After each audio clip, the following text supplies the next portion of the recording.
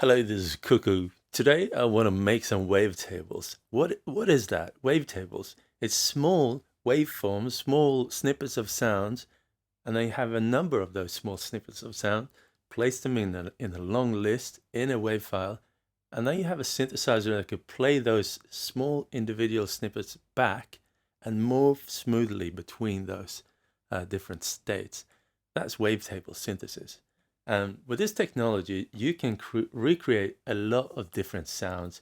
And it's really, really nice because as a user of wavetable synthesizers, if they have custom wavetables and can load them, you can be the boss of the sound of your synth. That's what I'm going to do today. I'm going to create my own sounds for these synths, the Arturia Microfreak. And then we got the Modwave by Korg. Got a tremendous amount of depth and memory for storing your own wavetables and also full samples if you want to. All right, let's do it. I'm going to do this in Logic Pro because that's what I do. I'm going to use Logic. I'm going to use plug. Let's see, new project, empty project. I'm going to use the software instruments from my dear friends at Plug, and I'm going to first use Chip Synth MD because it's a lovely Mega Drive synthesizer, and I love the Mega Drive sound. And the thing with making wavetables, it could be really tedious if you're doing it truly manual, because then you need to be extremely precise. But I'm going to use Serum in this session because Serum is going to do a lot of work for me, and I can be precise when cutting the actual waveform, but then it will be scaled into the correct size automatically without me having to think about that. So I'm going to use Serum. Let's create a track with Serum, which I bought yesterday after failing tremendously. Let's see, what's it called? X something. X for Records, Serum. There you go. Serum is well known to be a popular wavetable synth. It can't do everything, but it is powerful. Instead of just taking one preset and playing that and recording a tone, I want to be a bit more creative. And these two machines that I'm going to put the wavetables on, the Arturia Microfreak and the Modwave. I think the Modwave, I'm not sure it even has boundaries of how many waveforms can be stored in one wavetable. Not sure, maybe it does, but it can take huge amounts of data. But on the Arturia Microfreak, it could be stored 32 waveforms in one table. So I'm going to carefully craft out some really nice waveforms. Let's see. Actually, in Serum, it doesn't really matter what pitch it is, as long as the waveform is just looping nicely. It's gonna just automatically throw it into the right size, and it's just gonna work. So I'm gonna keep it at this C here. So first thing, just gonna record that as a starting point. First recording done. And now I'm gonna think a little bit creatively. What direction do I want the modulation to go in this FM synth experiment? So let's see, where do we go from that? Yes, I want that. So let's go there. Just record that note there. And then where do we go from there? Yeah, we'll go there. So we'll go from here to here. And then I would like to do something cool.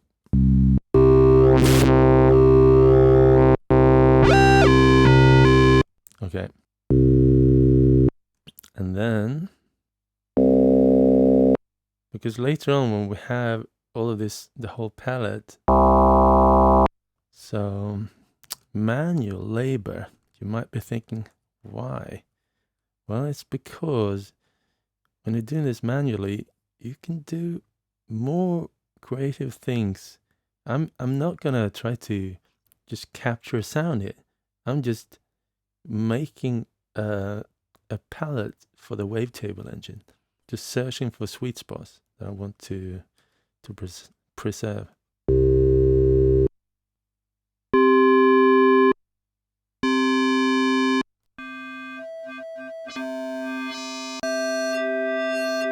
And then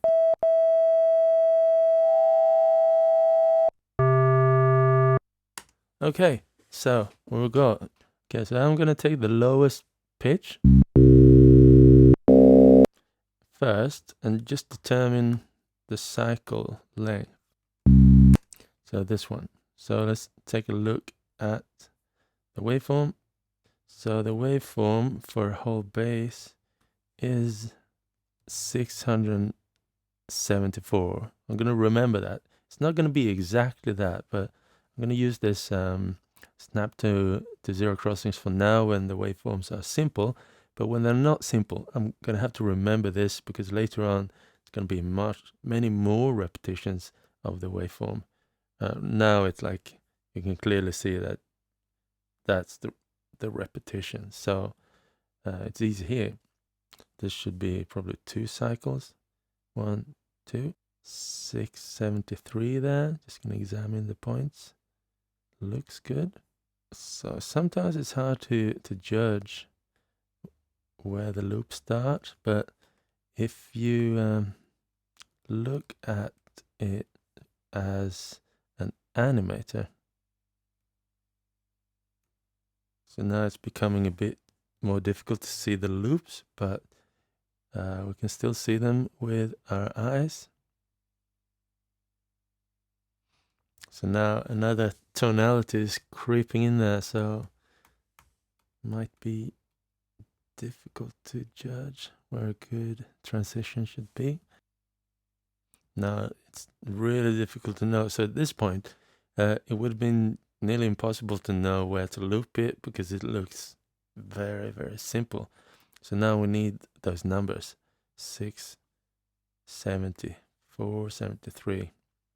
And if you were doing this without help of Serum or something like that, you need to be exactly on the same exact, and you need to do it exactly to the specification of the sound engine, which might be 256 samples, 512, 1024, 2048.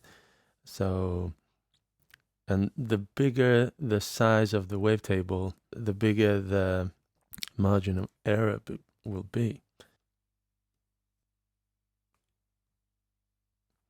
So we see this one is starting with this shape, boing. I call it the boing. So let's, yeah, I started with the boing here as well. So now hopefully we'll see the shape correspond nicely there. Okay, we're done. All of the files. I'm gonna export these. Let's now lift these files into Serum and see how that will work. Okay, I'll take all of these. Okay.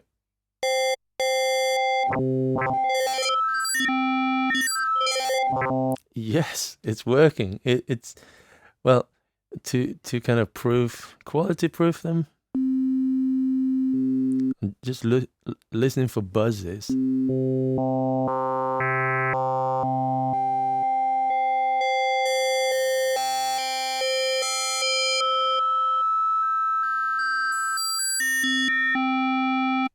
No.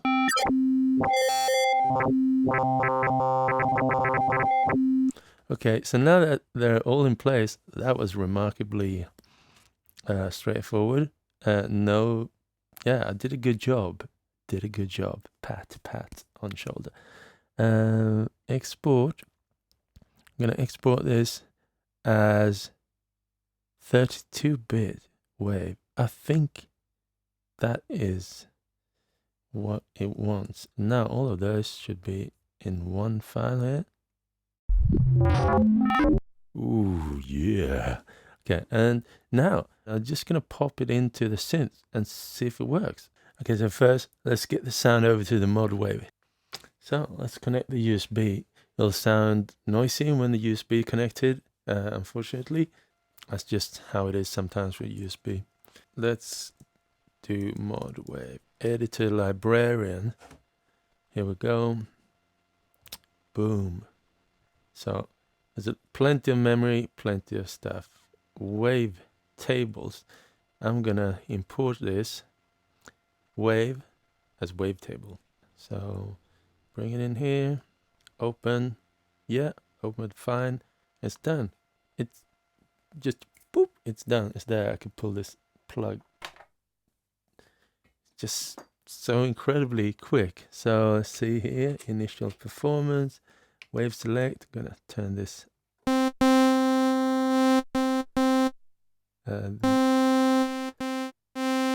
So there we go. One wave. And let's see if we can find it. CMD Mega Diga. There we go. Moment of truth. Does it interpolate nicely? Ooh. Ooh, that was perfect. So we've got.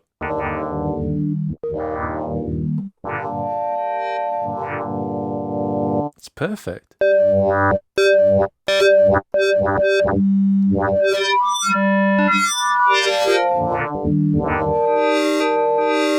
All that, tedious work, I was taking extra care to try to match up the waveforms and do it all good. It's resulting in a way that feels very natural now.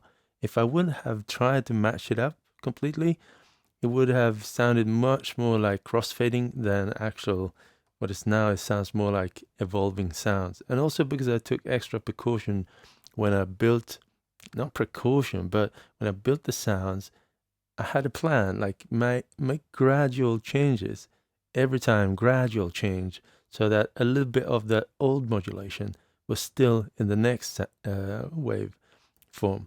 And that's also going to make it blend much more natural between the waveforms.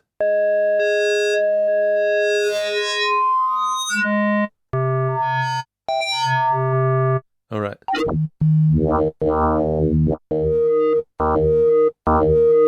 So we'll do that. We land that. And we go for modulation. Yeah, mod plus. I want to modulate this knob with the oscillator 1 envelope. Enter.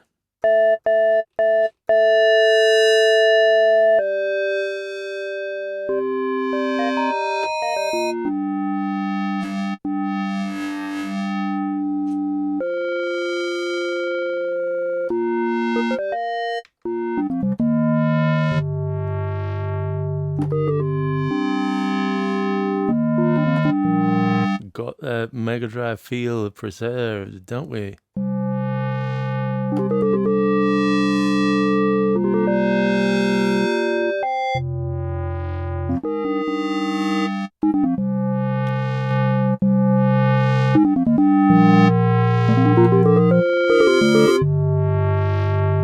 The point with building this this wavetable was to have several destinations to go to build a palette of sounds that I could use for my wavetable synthesis later. So now I could have this.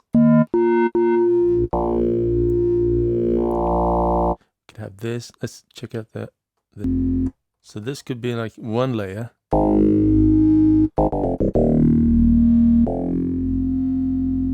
On the other layer, I could take the same sound. Let's say. So well, this one could go like that.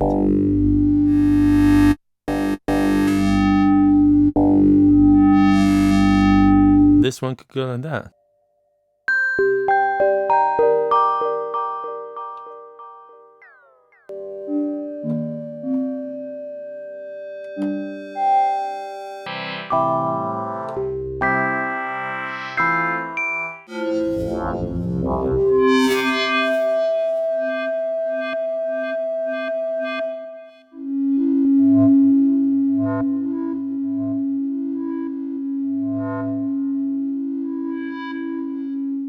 Nice. So that works remarkably well on the Modwave.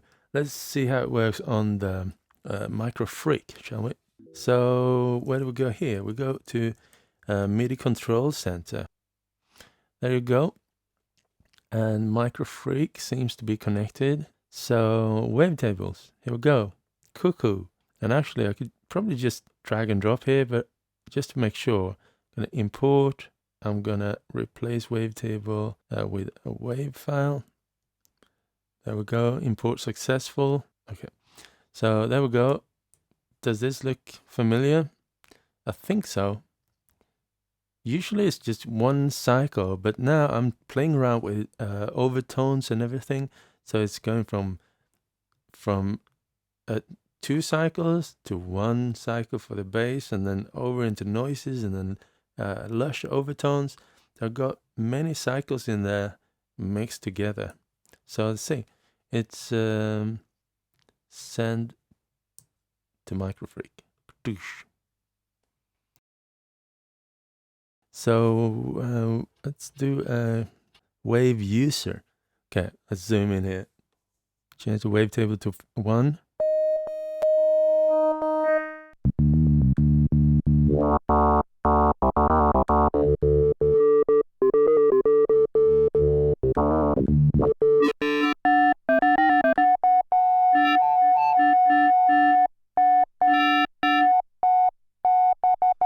Okay, so then, you know, do your thing. Cycling editor goes to timbre. Yeah.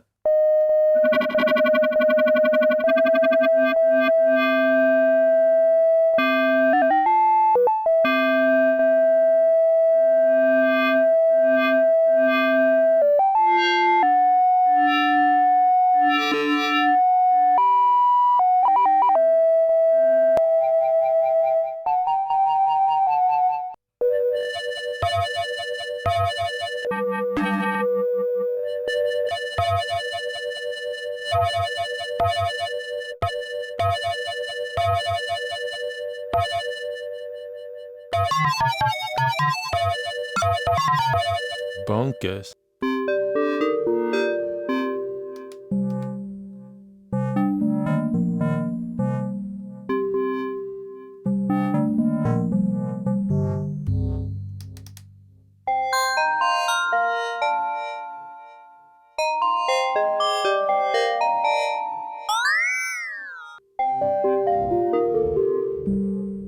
Nice. I like this. I really like this. I like the workflow of creating wavetables. Even if it looks very tedious, it is tedious, but I like it because I can be like very specific about what kind of sounds I want to create and what palette, what types of sounds I want in that palette of wavetables.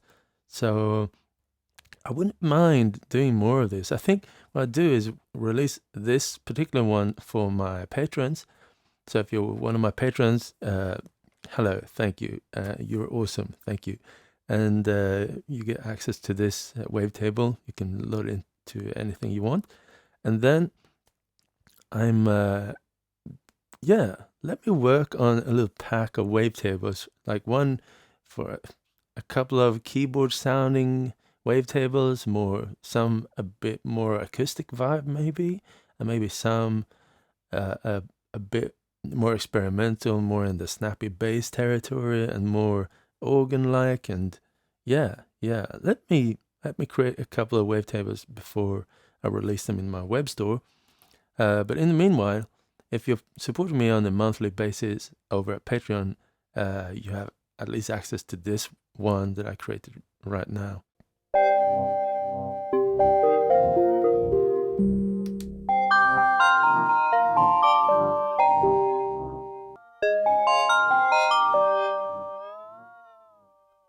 Yeah. Well, thank you so much for watching.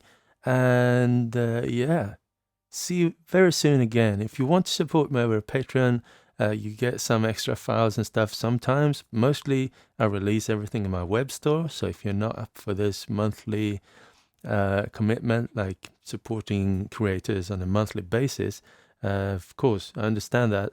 Then my web store is a good way to support me as well.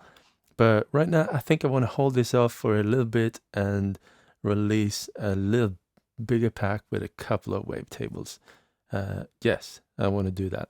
So in the meanwhile, patrons, you rock. Here you go. Use it. And if you want to get some of my t-shirts, they are available here. I think you can see them here in this video somewhere, probably down below. And it's mostly for fun. Just create t-shirt designs, and it's super fun. Sometimes some people buy them, and it's just fun. It's a fun. It's not a business. It's fun. It's just for fun. So there you go. Thank you so much for hanging out again. Always stay curious, and I hope to see you soon again.